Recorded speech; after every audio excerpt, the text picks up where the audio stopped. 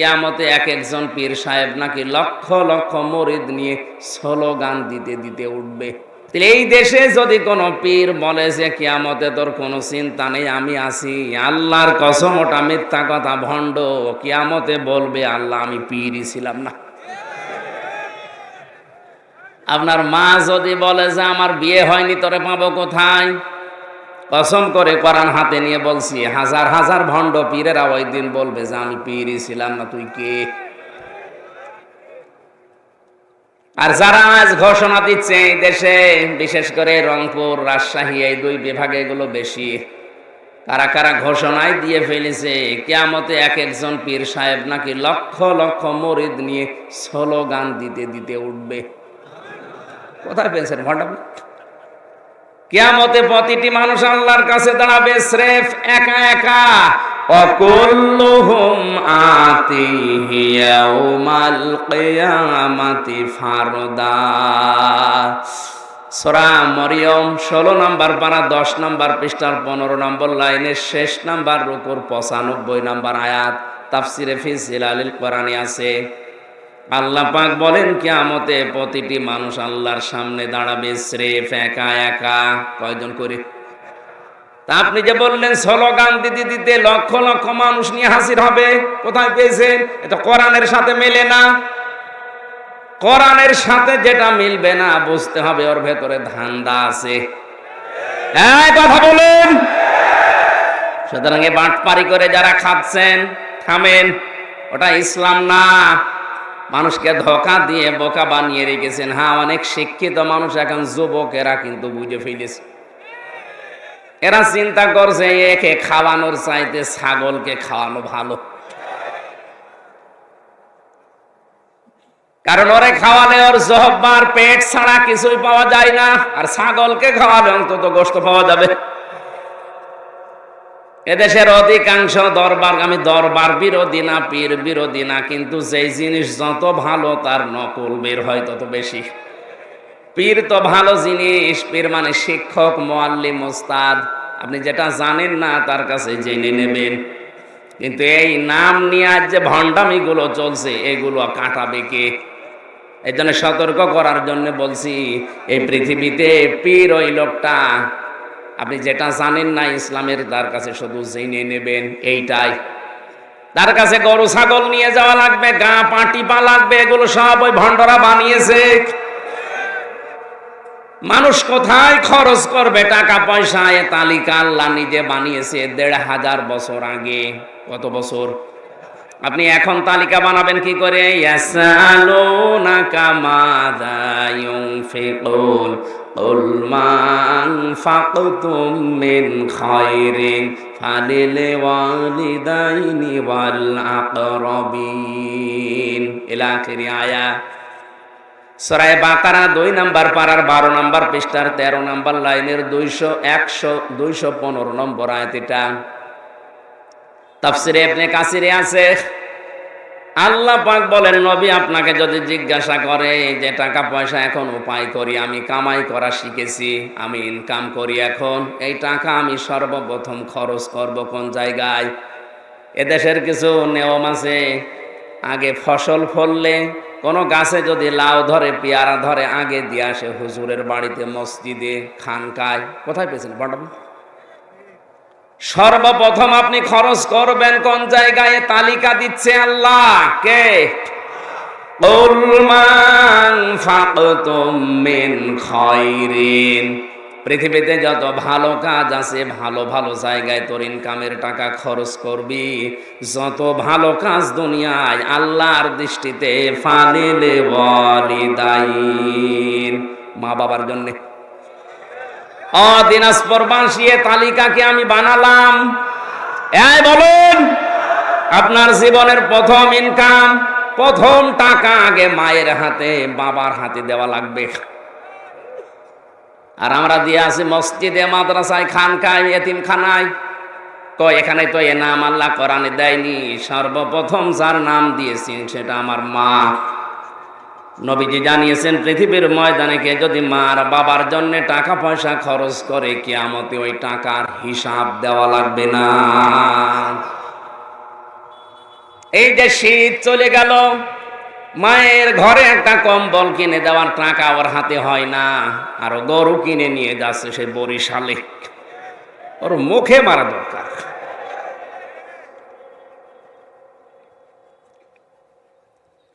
তাহলে সর্বপ্রথম আল্লাহ তালিকা দিয়েছেন কার নাম? আরো জোরে। মুসলমান ভাইরা, মায়ের জন্য কেউ যদি পান কিনে দেয়, আল্লাহর কসম ওই টাকাটা আল্লাহর রাস্তায় দান করা সওয়াব হয়। নবীজি জানিয়েছেন, কেউ যদি গরিব মানুষ হজ করতে আসতে না পারে, সে যেন মায়ের দিকে তাকায়। মায়ের দিকে, বাবার দিকে তাকালে মহব্বতের নজর দিয়ে একটা নফল হজের সওয়াব হয়।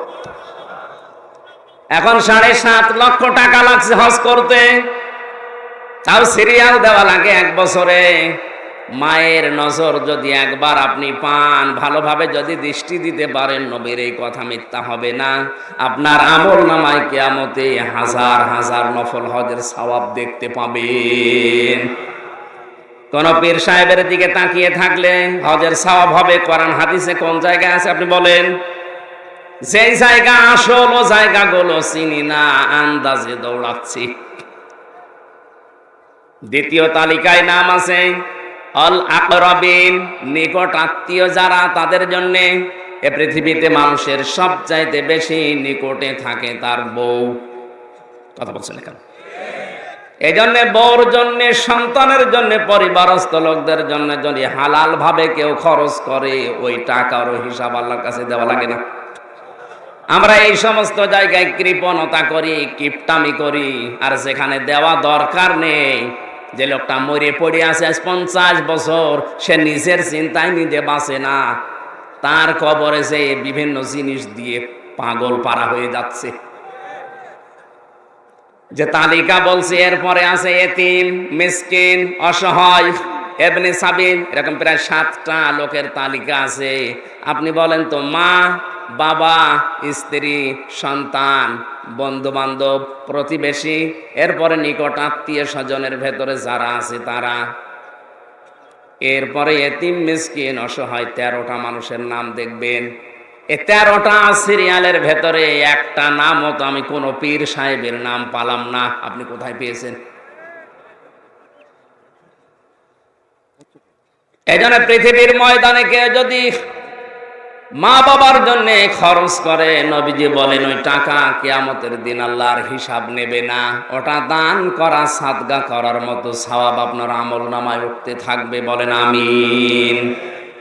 এত মহাব্বতের জিনিস মায়ের কথা, বাবার কথা কোরআনে হাদিসে আছে।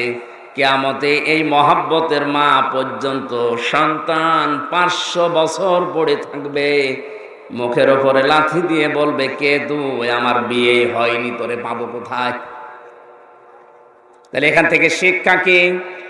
মা বাবার সাথে ভালো ব্যবহার করে আখিরাতের পুঁজি তৈরি করে নেবেন, কিন্তু তার উপরে ভরসা করে থাকা যাবে না।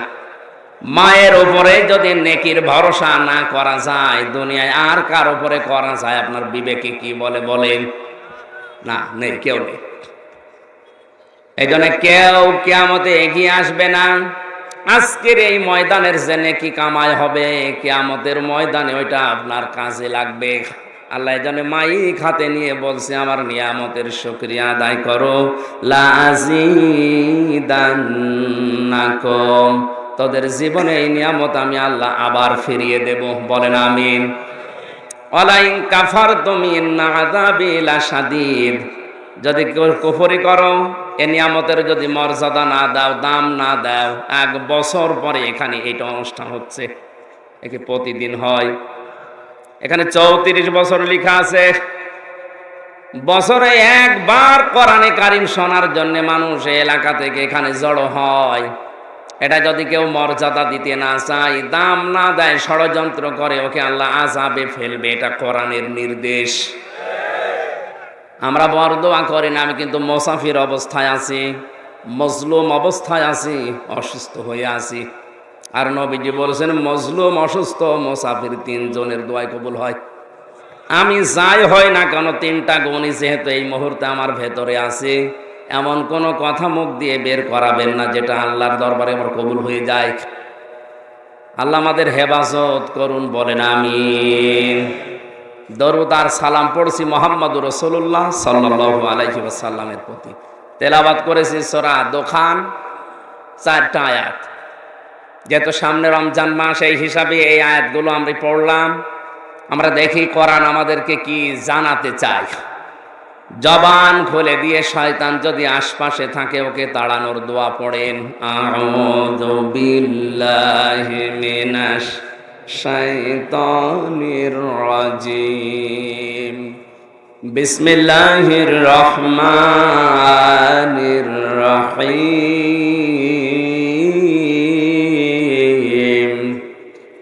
হামিম ওয়াল কিতাবিল মুবিন।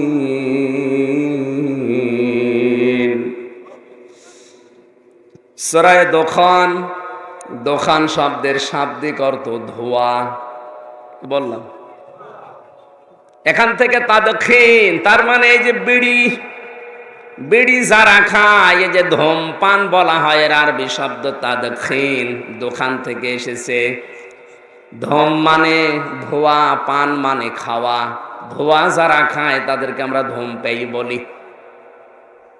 অনেকে খাওয়ার জন্য এটা ফতোয়া বানিয়েছে যেটা হারাম না, এটা মাকরুহ না। এটা কয়েক দিক থেকে হারাম হওয়ার জন্য আমি মাসলাটা বলি, এই ভালো করে খেয়াল করেন। কোন জিনিস হারাম হওয়ার জন্য 3টা শর্ত লাগে। কয়টা বলেন বলেন? এই 3 কারণের যে কোনো একটা কারণ যদি পাওয়া যায় ওইটা হারাম। ওইটা কি? 1 নম্বরে ওইটা নাপাক হওয়া লাগবে, বুঝেন? 2 নম্বরে ওটা অশ্লীল হওয়া লাগবে। 3 নম্বর ওটা ক্ষতিকারক হওয়া লাগবে। হয়তো ধূমপান যারা করেন, বিড়ি সিগারেট খান, হয়তো এটা নাপাক না। 2 নম্বরে এটা অশ্লীলতাও ছড়াচ্ছে না। 3 নম্বরে এটা কিন্তু ক্ষতিকারক। কথা বলে না কেন? সবচাইতে বেশি ক্ষতি হয় মানুষের লাঞ্চের। পৃথিবীর কোন খাবারে আমি আজ পর্যন্ত লেখা দেখি না যে এটা খেলেই মানুষ ক্যান্সারে মরবে, শুধু বিড়ির উপরে লেখা। এই জন্য তাদখিন নামে, ধূমপান নামে, দোখান নামে আল্লাহ একটা সূরা দিয়েছেন। আল্লাহ বলেন হামিম, এর অর্থ কেউ জানে না। যদিও কোন তাফসিরে মুফাসসির লিখেছেন এটা নবীজির নাম। বিশ্ব নবীকে পুরা কোরআনে আল্লাহ 7টা নাম ধরে স্পেশাল ভাবে ডাক দিয়েছেন। ইয়াসিন, তহা, মুহাম্মদ, আহমদ, আব্দুল্লাহ, মুজাম্মিল আর মুদাসসির। এই 7টা নামে তাকে কোরআনে ডাক দিয়েছেন। হামিম এটা নবীর নাম। কেউ কেউ বলেছে, কেউ কেউ বলেছে না, এটার অর্থ আল্লাহ শুধু জানে আর কেউ জানে না। অল কিতাবিল মুবিন, আল্লাহ বলেন স্পষ্ট কিতাবের কসম। কিসের? কোরআনে কারীম কিন্তু স্পষ্ট। অথচ এখানে হাজারো মুসলমান বসে আছে, আমাদের কাছে কোরআন স্পষ্ট না অস্পষ্ট? এখানে কত মানুষ আছে যাদেরকে সূরা ইখলাস ধরলেও 4টা আয়াতে 4টায় ভুল বলবে। বলে কুল হুয়াল্লাহু আহাদ, আল্লাহুস সামাদ। এখানে সামাদ আছে না সমাদ আছে? সোয়াদ মুখ গোল করে বলতে হয়। কেউ যদি বলে আল্লাহুস সামাদ, হে আল্লাহ তোমার কোনো অভাব নেই, আপনি মুখ গোল না করে সিনের মতো বললেন আল্লাহুস সামাদ, হে আল্লাহ তোমার অনেক অভাব। এটা তার উপরে একটা ইলজাম দেওয়া, তহমত দেওয়া, দোষারোপ করা হচ্ছে না? এজন্য কোরআন আমাদের কাছে স্পষ্ট নেই, পড়ার ক্ষেত্রে নেই, বোঝার ক্ষেত্রে নেই, আমল করার ক্ষেত্রে নেই, প্রচার করার ক্ষেত্রে নেই। কোন জায়গায় কোরআন আমাদের কাছে স্পষ্ট না। এজন্য অনেক মানুষ এই ধান্দায় আছে যে জানি না তাই মানি না। না না, কান খাড়া করে শোনেন দিনাজপুরবাসী, ইসলামের কোন বিধান যদি আপনি জানেন কিন্তু মানেন না, আপনার একটা গুনাহ হবে। কয়টা বলেন বলেন? কারণ জানাও ফরজ, মানাও। জানার ফরজ আপনার আদায় হয়ে গেছে, মানার ফরজ আপনার আদায় হয়নি, এই জন্য একটা গুনাহ হবে। কেউ যদি বলে আমি জানিও না মানিও না, আপনি ডবল গুনাহগার। আপনি জানেন না কেন? কথা বলেন না কেন? আপনি জানেন অপরাধ, এ জানার জন্যই তো আল্লাহ এটা পাঠিয়েছেন। এটা শুধু চুমা খাওয়ার টাকের উপরে রেখে দেওয়ার জন্য না। বিশ্বনবীকে আল্লাহ যেদিন নবুয়ত দান করেন, ওই দিনই তাকে জিবরাইল 3 বার বুকের ভেতরে জড়িয়ে বলেছিল, বলেন ইকরা। কি বলেছিলেন? খুব ভালো করে খেয়াল করেন, এখানে শিক্ষা আছে। তিনি 3 বার বললেন, বলো ইকরা। নবীজি বলেন, মা আনা বিকারি, আমি পড়তে পারি না, পড়বো না। জিবরাইল যখন 4র্থ বার বলেছেন, ইকরা বিসমি রাব্বিকাল্লাযী খালাক, নবীজি এবার জিবরাইলের সাথে 5টা আয়াত পর পর পড়েছিলেন। এটা আলেমরা জানে না। এই আলেম না এখানে? এটা আপনারা জানেন কিনা? 5 আয়াত পর পর জিবরাইলের সাথে নবীজি পড়লেন, অথচ প্রথম 3 বার বলেছেন আমি পড়বো না। কেন? 3 বার উনি জিজ্ঞাসা করেছিলেন, ইয়া আখি জিবরাইল, হে ভাই জিবরাইল, বারবার আমাকে বলো যে পড় পড়। কি পড়বো আমি? আমাকে তো বলা লাগবে যে কি পড়বো। যখনই তুমি বললে যে বিসমি রব্বিকা, রবের নামে পড়েন, আমি কিন্তু পড়া আরম্ভ করেছি। এটা আমার উম্মতদেরকে কিয়ামত পর্যন্ত আমি শিক্ষা দিলাম। পড়তে বললেই পড়া যাবে না, পড়া লাগবে রবের নামে। 96% মুসলমান এখানে আমরা আছি, আমরা কি আল্লাহর নামে, রবের নামে পড়তে পারছি? দায়িত্বে যারা আছে তাদেরকে আহ্বান জানাবো, আমাদের শিক্ষা ব্যবস্থায় রবের নামে পড়া কেন শুরু করা যায়। এরা রব বাদ দিয়ে যদি অন্য কারো নামে পড়া আরম্ভ হয়, ওই শিক্ষায় মানুষ শিক্ষিত হয় কিন্তু জানোয়ার হয়ে যায়। আমি এ চোখ দিয়ে দেখেছি, কেবল 7 দিন গেছে মক্তবে, এখনো আলিফ বা তাসা ভালো করে ঠিক মতো পড়তে পারে না, কোরআনের ছায়া কেবল লেগেছে। শিক্ষক অজু করছে, ছাত্র পায়ে পানি ঢেলে দিচ্ছে। আমি এ চোখ দিয়ে এটাও দেখেছি, বিশ্ববিদ্যালয়ে মাস্টার্সে ক্লাস চলছে, ছাত্র জুতা দিয়ে শিক্ষককে পিটাচ্ছে, বলবে শালা তোরে মেরেই ফেলবো। এটাও ছাত্র, এটাও ছাত্র। এটা মাত্র 7 দিনে কোরআনের স্পর্শ পেয়ে এটা মানুষের মতো মানুষ হয়ে উঠছে। আর ওটা মাস্টার্স করার পরে কোরআন পায়নি, জানোয়ার হয়ে গেছে। ভার্সিটি থাকাকালীন দেখেছি অনেকে মদ দিয়ে কলি পর্যন্ত করে, অথচ পড়ছে মাস্টার্সে। বলেন তো, যে ছেলেটা কোরআন নেই, হাদিস নেই, আখিরাতের চিন্তা নেই, রবের নামে পড়াশোনার বালাই নেই, যে মদ দিয়ে কলি করে সকালবেলা, এ যদি কোনো চেয়ার পায়, ও চেয়ার থাকবে, চেয়ার তো গরম করে ফেলাবে। বিশ্বনবী মুহাম্মদ রাসূলুল্লাহ উম্মতকে শিক্ষা দিলেন, যার তার নামে পড়বা না, পড়তে হবে রবের নামে। জিবরাইল এতক্ষণ বলো না যে রবের নামে পড়ো, তাহলে তো প্রথম বেলায় আমি পড়তাম ইকরা বিসমি রাব্বিকাল্লাযী খালাক। আহ্বান জানাবে এখানে যারা মুসলিম আছেন, আপনার ছেলেকে আপনি ডাক্তার বানাবেন, ইঞ্জিনিয়ার বানাবেন, বৈজ্ঞানিক বানাবেন, ডিসিএস, পিটিওনো, ওসিসা বানাবেন, কোনো অসুবিধা নেই। আগে কোরআনে কারিমের জ্ঞানটা তাকে দিয়ে ভিতটা তৈরি করে দেন, অন্তত যেন আকাম কোকাম করে না বাড়ায়। ঝিনাইদহ এক টিওনোর বাড়িতে আমি নাস্তা করছিলাম, চা দিয়েছে আমারে, পেছনে কাপ নেই, পিরিচ ভাঙ্গা। আমি হেসে ফেলেছি। জ্ঞানী মানুষ তো বুঝে ফেলেছে, বলছে হুজুর কেন হাসেন? আমি বুঝেছি, চা দিয়েছি, পিরিচ দিয়েছি, কাপ ভাঙা, এই কারণে আপনি হাসছেন। অথচ গতকালকে আমি যদি একটা সই করতাম, আমার 5 লাখ টাকা দিয়ে যেত। খালি সইটা করি না, এজন্য টাকাটা আমি নিতে পারি নাই। পরবর্তীতে খোঁজ নিলাম কি কি, জানলাম যে ছোটবেলায় কোরআনে কারিম উনি হাফেজ, কোরআনে কারিমের হাফেজ। তাও পুরাটা অর্থ জানে না, কিছু কিছু আয়াতের অর্থ ওনার আয়ত্তে আছে। এই সুদে ঘুষের আয়াত ওনার মনে আছে, যে দুনিয়া একদিকে চলে গেলেও ঘুষ খাওয়া যাবে না। কোরআনে কারিম থাকার কারণে ভাঙ্গা পিরিসে মেহমানকে খাবার দিচ্ছে, তারপরও ঘুষ খায় না। আর কত মানুষ অভাবে বলতে কিচ্ছু নেই, প্রতিদিন ওর লাখ টাকা না হলে পেট ভরে না। কোরআনে কারিমের আয়াত বাদ দিয়ে, কোরআনের নিয়ম নীতি বাদ দিয়ে কেউ যদি ইনকাম করে, উপায় করে, কসম আল্লাহর, ওই টাকা আপনার থাকবে না। হয়তো 5 দিক থেকে বিভিন্ন কায়দায় টাকা আসবে, 8 দিক থেকে টাকা চলে যাবে। সূরা তাহার 124 নম্বর আয়াতে আল্লাহ এই আইন দিয়েছেন, ওমান আ'রাদা আন যিকরি ফাইন্না লাহু মাঈশাতান দানকা ওয়া নাহশুরুহু ইয়াওমাল কিয়ামাতি আ'মা। আমার নিয়ম নীতি, আমার কোরআনের আইন বাদ দিয়ে কেউ যদি ইনকাম করে, আমি আল্লাহ ওর জীবনের আয় উন্নতি কোনো বরকত রাখবো না, দঙ্কা সংকীর্ণ করে দেব।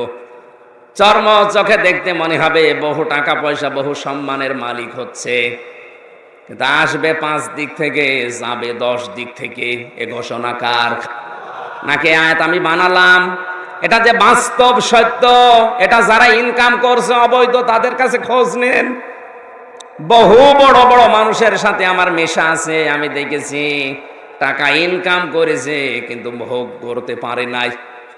ওকে আল্লাহ মরণ দিয়ে দুনিয়া থেকে বিদায় করে দেয়, আর ওই সম্পদ ওর ছেলে, ওর মেয়ে, ওর বউ এমন এমন জায়গায় ব্যয় করে, ওর কবরের আযাব আরো বাড়ে। আয়াতের পরবর্তী কথা ছিল ওয়া নাহশুরুহু ইয়াউমাল কিয়ামাতি আ'মা। দুনিয়া তো গেল, সংকীর্ণ জীবন, শান্তি থাকবে না, আর মরণের পরে লোকটা যখন উঠবে তখন অন্ধ হয়ে উঠবে। কি হয়ে? বলেন বলেন, আপনার কাছে কি মনে হচ্ছে? অন্ধ হয়ে কি স্বাভাবিক ব্যাপার? এটা যে কত কঠিন অবস্থা, যাদের চোখ নেই ওদের জিজ্ঞাসা করেন। কুমিল্লায় একবার খাবার খাচ্ছিলাম, পাশে এক অন্ধ, হঠাৎ বিদ্যুৎ চলে গেল রাতের বেলা।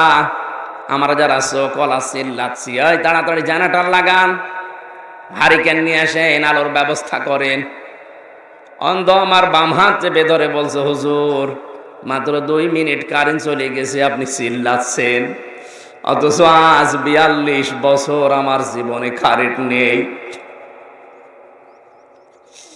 2 মিনিটে আপনারা চিল্লান, অথচ 42 বছর দুনিয়া আখিরাত আমার কাছে সমান, আমি কিছুই দেখি না। কই আমি তো চিল্লালাম না। আপনি কি টের পাচ্ছেন কিয়ামতে আপনি অন্ধ হয়ে উঠবেন?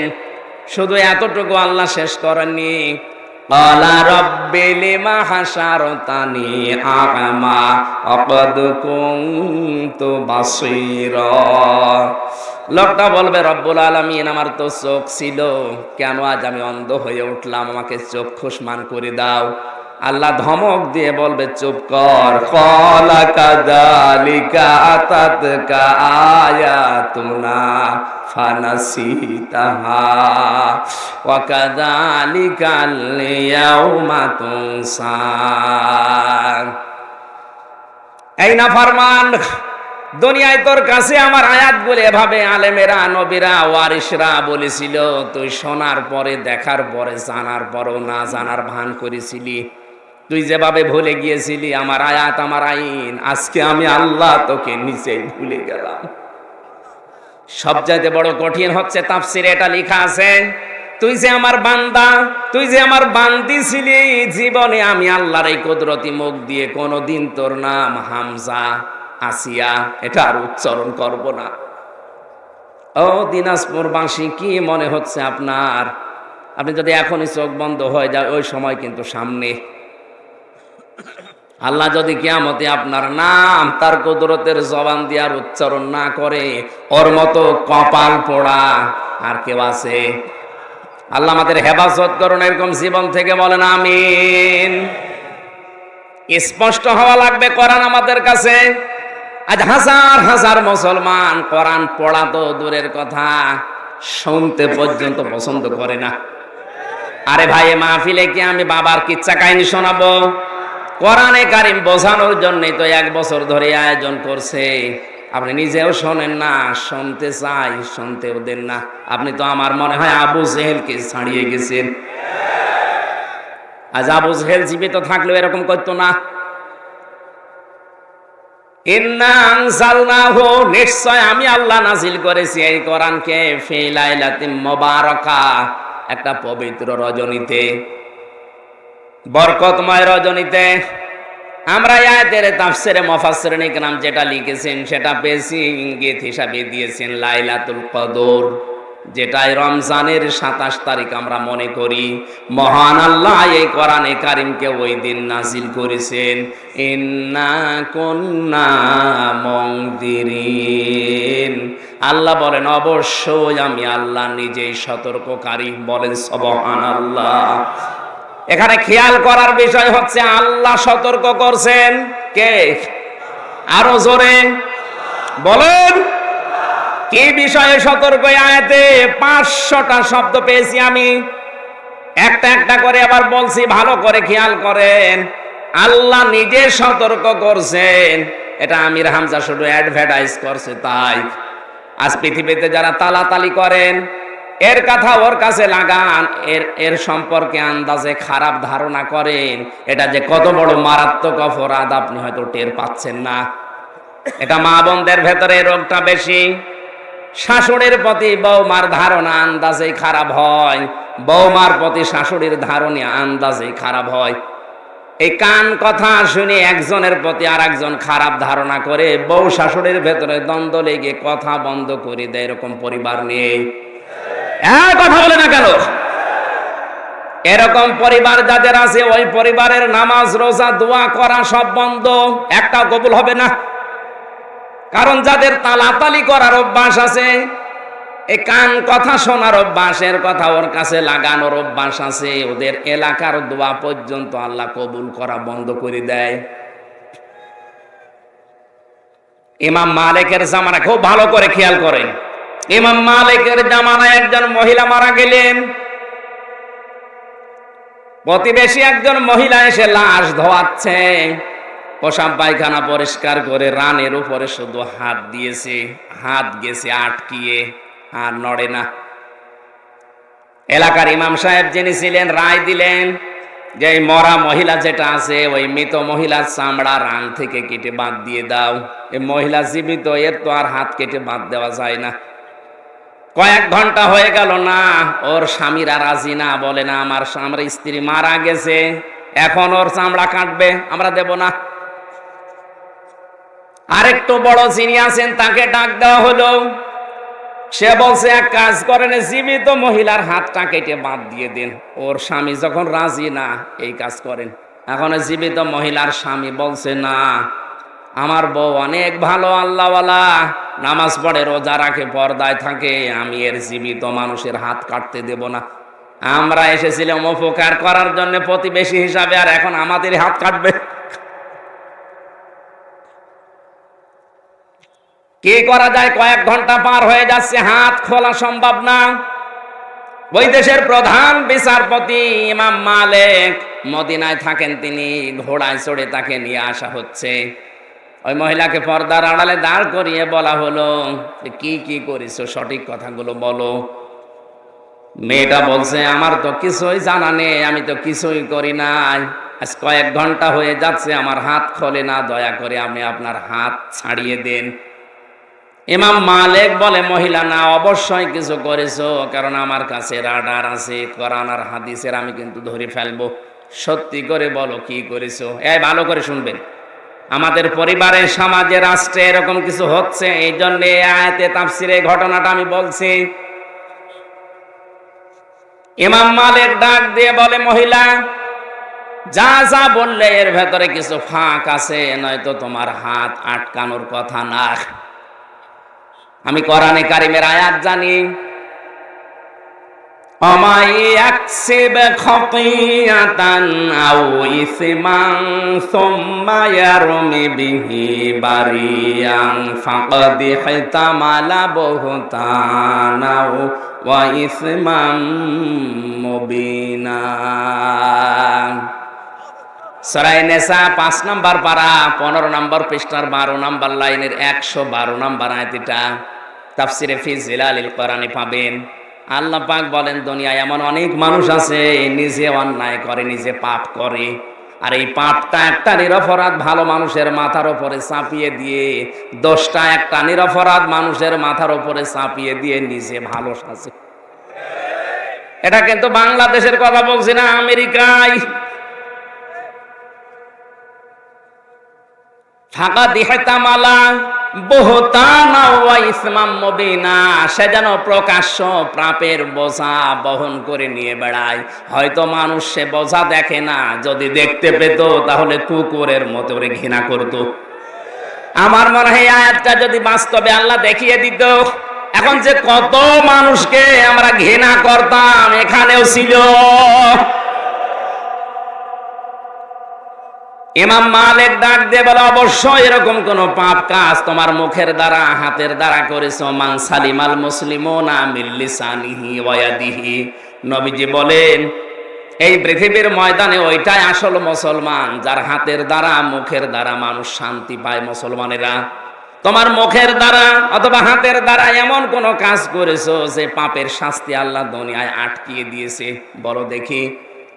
মেয়েটা যখন বলতে চায় না, উনি ধমক দিলেন, ভয়ে ভয়ে বলছে, ইমাম সাহেব আমি একটা কাজ করেছি, এই মহিলার উপর একটা খারাপ ধারণা নিক্ষেপ করেছি। কিছুদিন আগে আমি এই মহিলার সাথে একটা মানুষকে বাড়িতে ঢুকতে দেখেছিলাম। লাশ ধোয়ানোর সময় আমার মনে ওই ধারণাটা এসেছে মহিলার প্রতি, যে উপরে উপরে তো ভালোই দেখায় তোমারে, পুরুষ মানুষ নিয়ে বাড়িতে ঢোকো। অথচ ওই পুরুষ মানুষ শুনলাম পরে যে ওইটা ওর আপন ভাইয়ের ছেলে। এখানে যারা আছেন 14 জন পুরুষ মানুষের সাথে বিয়ে করা হারাম, তার ভেতরে আপন ভাইয়ের ছেলে আছে না? কথা বলেন না কেন?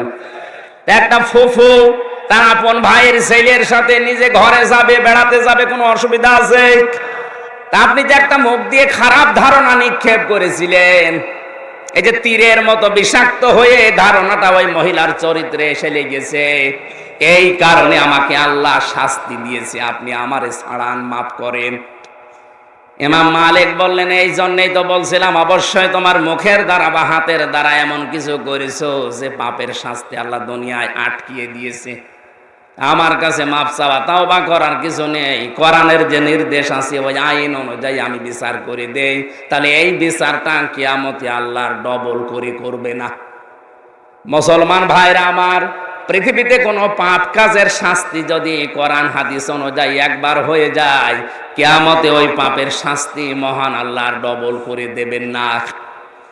মেয়েটাকে ডাক দিয়ে বলে, হে মহিলা, যে খারাপ ধারণা করলে, আপনি চিন্তা করেন তো, একটা খারাপ ধারণা করার কারণে যদি পাপের শাস্তি স্বরূপ হাত আটকিয়ে যায়, আজ কত নিরপরাধ মানুষকে আপনি নিজে পাপ করে দোষ করে একটা ভালো মানুষকে ফাঁসিয়ে দিচ্ছেন। মিথ্যা সাক্ষ্য দিয়ে তাকে বছরের পরে বছরে জেলে রাখছেন। আপনাকে আল্লাহ কিছু দেখায় না, তাই ওই মহিলার মতো যদি এখন দেখানোর সিস্টেম থাকতো, হ্যাঁ এটা অবশ্যই আল্লাহ দেখাবে, মাস্ট বি। মরণের পরে কিছু কিছু পাপের শাস্তি আল্লাহ শিক্ষা দেওয়ার জন্য দেখায়, যেমন ওকে দেখিয়েছে। আমাদের দেশে যদি এটা দেখানোর ব্যবস্থা থাকতো, কত মানুষের হাত যে কত জায়গায় আটকিয়ে যেত আল্লাহ ভালো জানে। যেখানে হাত দিত আটকে দিত। ইমাম মালিক সূরা নূরের 4 নম্বর আয়াত পড়লেন, আল্লাযীনা ইয়ারমুনাল মুহসানাতি সুম্মা লাম ইয়াতু বিআরবা'তি শুহাদা ফাজলিদুহুম সামানিনা জালদা ওয়া লা তাকবালু লাহুম শাহাদাতান আবাদা। আল্লাহ পাক বলেন, এই দুনিয়া থেকে যদি নিরপরাধ কোনো মহিলার উপরে আন্দাজে জেনার তহমত দেয়, উল্টা পাল্টা ধারণা করে, সে যদি 4 জন সাক্ষী জোগাড় করতে না পারে, অবশ্যই তাকে 80টা বেত মারা লাগবে, আর জীবনেও তার কোনো সাক্ষী গ্রহণ করা হবে না। শাস্তি কয়টা? আরো জোরে বলেন। একটা নিরপরাধ মানুষের উপরে আন্দাজে কোনো দোষ দিলে শাস্তি হয় 2টা। 1 নম্বরে যদি প্রমাণ স্বরূপ 4 জন সাক্ষী হাজির করতে না পারেন, তাহলে আপনাকে 80টা বেত মারা লাগবে চামড়ার চাবুক দিয়ে। 2 নম্বরে জীবনেও কোনোদিন মরণ পর্যন্ত আপনার সাক্ষী আর কোর্টে গ্রহণ করা হবে না। এই আয়াতটা সূরা নূরের 4 নম্বর আয়াত যদি আজ বাংলার সংসদে থাকতো, আমার মনে হয় এ দেশটা এখন জান্নাত হয়ে যেত।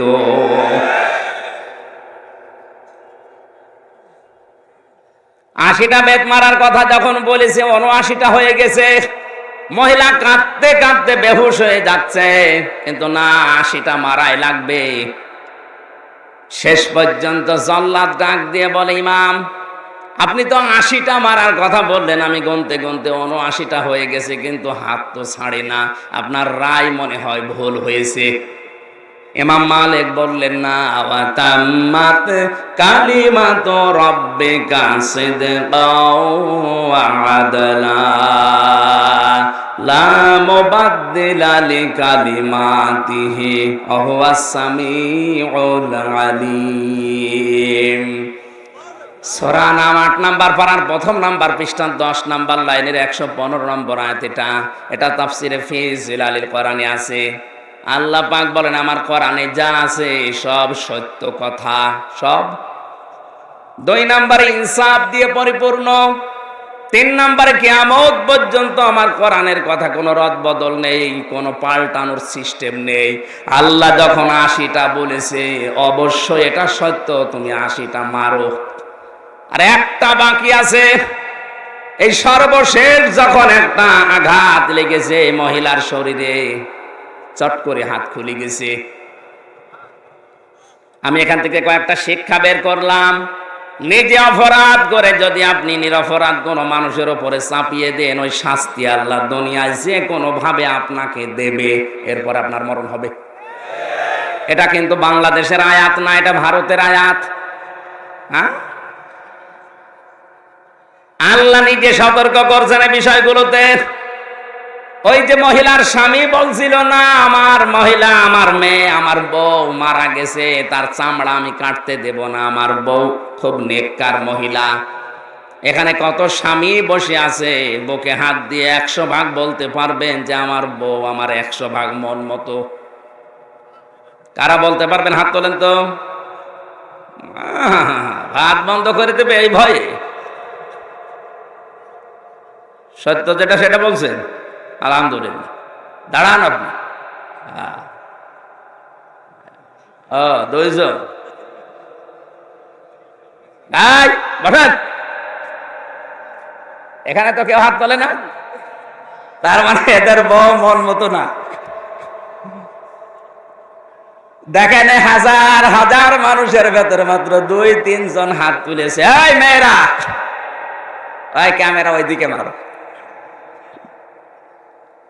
নবী জানিয়েছেন, কোন স্ত্রী যদি মারা যায়, তার স্বামী যদি মন থেকে বলে, আল্লাহ আমার বউ কিন্তু আসলে আমার মন মতো ছিল, ভালো ছিল, মহান আল্লাহ বলেন তাকে আমি মাফ করে দেব।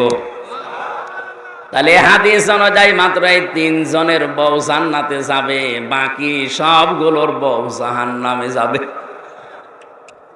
মা বোনদেরকে আল্লাহ খাদিজার মতো, আসিয়ার মতো জীবন গঠন করা তৌফিক দিন, বলেন আমিন। হযরতে আসিয়াকে আল্লাহ নিজে সালাম দিয়েছেন যে কারণে, তার অন্যতম কারণ হচ্ছে হযরতে আসিয়া এ পৃথিবীতে সবচাইতে বেশি স্বামী ভক্তি করেছিলেন। এত বেশি স্বামীর প্রতি ভক্তি, শ্রদ্ধা এবং খেদমত দিয়েছেন, আল্লাহ খুশি হয়ে তাকে সালাম পাঠিয়েছে দুনিয়ায়, বলেন আল্লাহু আকবার। আর একজন মহিলাকে আল্লাহ জান্নাতে ঘর বানিয়ে দিয়েছেন, তার নাম হযরতে আসিয়া। তিনিও স্বামী ভক্তির কারণে। সম্মানিতা মা বোনেরা, কথা বললে ওরা বলে যে আমাদের বিরুদ্ধে বলে, না, আমি তো দেখতে পাই যেটা সেইটাই বলছি। আসিয়ার মতো এত বড় জানোয়ার মার্কা স্বামী কি আপনার আছে? কথা বলুন। হাতের ভেতরে ব্রেক লাগিয়েছে, মাথার ভেতরে গরম তেল ঢেলে দিচ্ছে, পায়ের ভেতরে ব্রেক লাগিয়েছে, এরপরও স্বামীর জন্য বরদোয়া দেয়নি। বলেছিলেন, আল্লাহ তুমি আমাকে বাঁচাও, কিন্তু আমার স্বামীর উপরে তুমি গজব দিও না। আর আপনি একটা সাবান কম হলে বরদোয়া দেন। আপনি মানুষ। মহিলারা অধিকাংশ জাহান্নামে যাবে নামাজ পড়ার কারণে না, রোজা রাখার কারণে না, স্বামীর নাফরমানি করার কারণে। সারা জীবন একটা লোক মাথার ঘাম পায়ে ফেলে সব ঠিক করছে, হঠাৎ একটা শাড়ি কম হয়ে গেলে আপনি রাগারাগি করেন, বরদোয়া দেন, ওর মনে দুঃখ দেন। আল্লাহর কসম আপনার পেছনের সব আমল আল্লাহ ধ্বংস করে দিয়েছে। আল্লাহ মা বোনদের হেফাজত করুন, বলেন আমিন। বউ শাশুড়ির ভেতরে যে নিস্তব্ধ দ্বন্দ্ব চলছে, নীরব দ্বন্দ্ব, এটা বন্ধ হওয়া দরকার আমাদের পরিবারে। খালি কান কথা শোনে, এর কানে ওর কানে কথা শুনে শুনে দুইজনের ভেতরে সম্পর্ক হয়ে গেছে দাঁড় কোমড়ার মতো। অথচ মার মেয়ের মতো সম্পর্ক থাকলে ছেলেগুলো কোনোদিন আলাদা হওয়ার কথা না। কথা বলেন। আল্লাহ আমাদের পরিবারে যেন হযরত ওসমান রোকেয়ার মতো পরিবার দান করেন, আমিন। ফিহা ইফরাকু কুল্লু আমরিন হাকিম। এই গুরুত্বপূর্ণ রজনীতে মহান আল্লাহ কিছু বিশেষ বিশেষ সিদ্ধান্ত নেবেন। সামনে যে রমজান মাস আমাদের, ফামান শাহিদা মিনকুমুশ শাহরা ফালিয়াসুমহু, যারা রমজান মাস পাবে আল্লাহ বলেন তারা যেন অবশ্যই রোজা রাখে। অবশ্যই রোজা রাখবেন। যারা বলেন হুজুর গ্যাস রোজা রাখতে পারি না, না, রোজা রাখলে আরো গ্যাস ভালো হয়। সুতরাং নামাজের সময় এখন সামনে 4 মিনিট আছে, নামাজের সময়ের জন্য রাতের মেলা মাহফিল আছে আমার এই যে দিনাজপুরের কোন জায়গায় যেন, ফুলবাড়িতে, ফুলবাড়ি রাঙ্গামাটি আছে, ওখানে রাত 9টায় উঠবো। ওখানে গেলে সময় পেলে আমি কথা বলবো। আল্লাহুম্মা আমিন। রব্বানা যালামনা আনফুসানা ওয়া ইল্লাম তাগফির লানা ওয়া তারহামনা লানাকুনান্না মিনাল খাসিরিন। রব্বুল আলামিন।